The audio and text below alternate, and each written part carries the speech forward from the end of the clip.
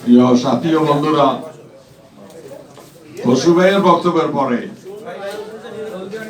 বক্তব্য রাখার সাহস বা দুঃসাহস কোনটা আমার নেই। না না না, বক্তা আছে অনেক। যারা মিথ্যা কথা বলে আমার চেয়ে খুব বক্তব্য দেয়, তাদের ঘুম হয় না। মিথ্যা কথা না বললে রাত্রে ভাত খাওয়া হজম হয় না। তারা খুব ভালো বক্তব্য দেন। আবার কেউ কেউ টেলিভিশন বন্ধ করে দেন, লাথি মারে টেলিভিশন বন্ধ করে দেন।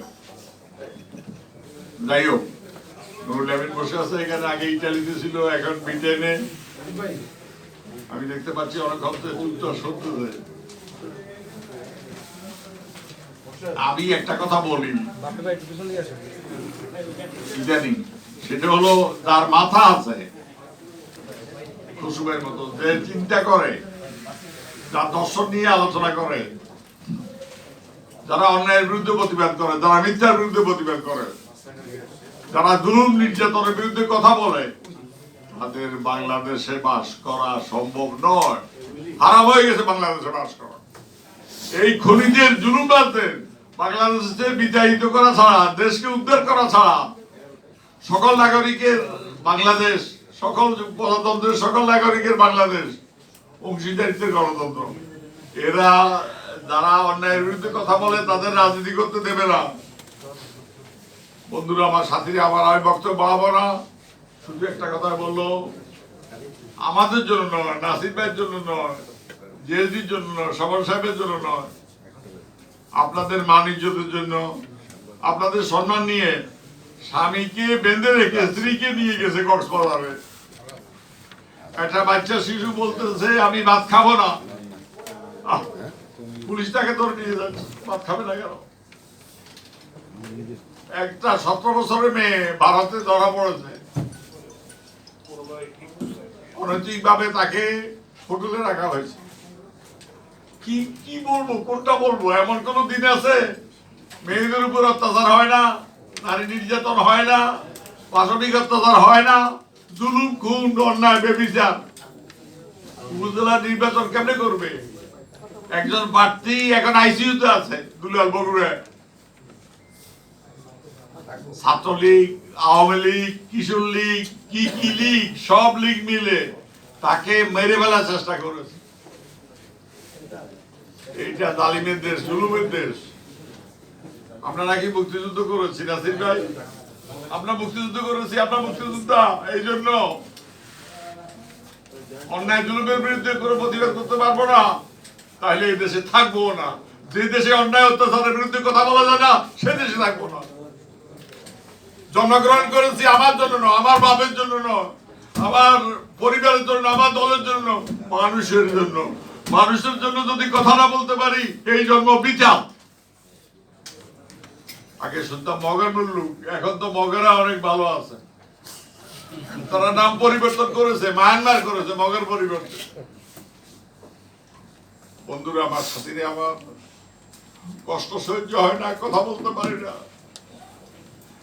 বিশেষ কারণে আমি আসি না।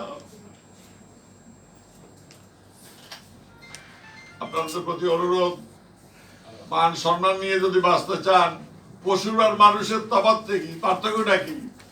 যে অন্যায়ের বিরুদ্ধে কথা বলতে পারে না, জুলুমের বিরুদ্ধে কথা বলতে পারে না, জালিমের বিরুদ্ধে কথা বলতে পারে না, তারা এই দেশে বাঁচার দরকারটা কি?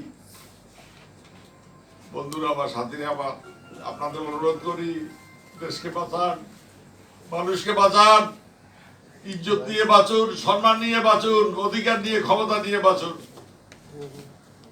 এই লড়াই মানুষের মুক্তির লড়াই, এটা লড়াই মানবতার লড়াই, এই লড়াই সাম্যের লড়াই, এই লড়াই মানবিক মর্যাদার লড়াই, হিউম্যান রাইটস। এই 10 এপ্রিল যদি এই ঘোষণা না দিতেন, সাম্য, মানবিক মর্যাদা, ন্যায় বিচার যদি না দিতেন, অনেকে সমর্থন করতো না। দার্শনিক ভিত্তিটা দেখতে চেয়েছে যে কি করতে চায় ওরা।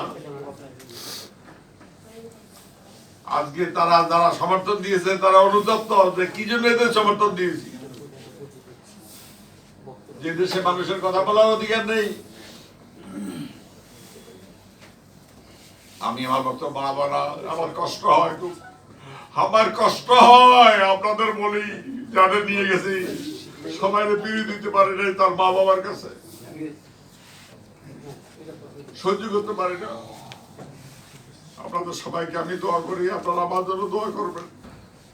যে কয়দিন বাঁচি আসি প্রাণটা, নাসির ভাই আমাকে বলেছে ওনারা শেষ পর্যন্ত দেখতে চায়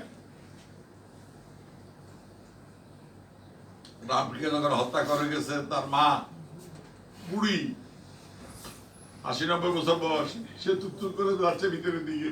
ওই দস্যুরা বলতেছে এই তুই পালাস কোথায়, পালায় না, তোদের শেষটা দেখতে চাই। তো নাসির ভাইয়ের কথা ওরা যদি আমারে বাঁচতেই হয় আমি এদের শেষটা দেখে যেতে চাই, এই জন্য বাঁচবো, না বাঁচার ইচ্ছা নাই। অনেক বেঁচেছি, আর বাঁচার ইচ্ছা নাই। এই খনি জামিন দস্যু ঘুষখোর দুর্নীতিবাজ যারা অকথিত ভাবে ইন্ডিয়া নেই গণতন্ত্রকে হত্যা করে গণতন্ত্রের কথা বলছে।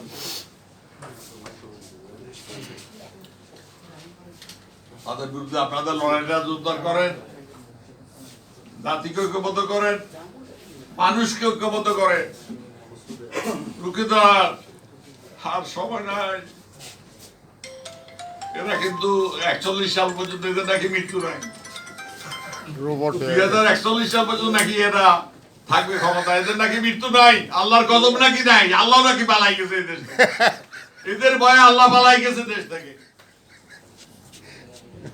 আমি আর বক্তব্য বাড়াবো না, আপনাদের সবাইকে দোয়া করি, আপনারা আমার জন্য দোয়া করবেন। বাংলার গরিব মানুষের জয় হোক, বাংলাদেশ দীর্ঘজীবী হোক। ধন্যবাদ। ধন্যবাদ সবাইকে। আমাদের আমন্ত্রিত অতিথি যারা আমাদেরকে আজকে উপস্থিত হয়ে আমাদের আলোচনা সভাকে সমৃদ্ধ করেছে, সবাইকে কৃতজ্ঞতা ও ধন্যবাদ। সভাপতির বক্তব্য এইমাত্র শেষ করলেন।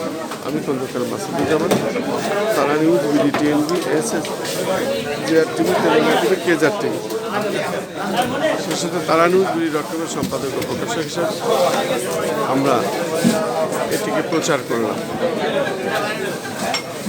জাতীয় প্রেস ক্লাবের মধ্যে, রাজধানী ঢাকা। খন্দকার মাসুদুজ্জামান।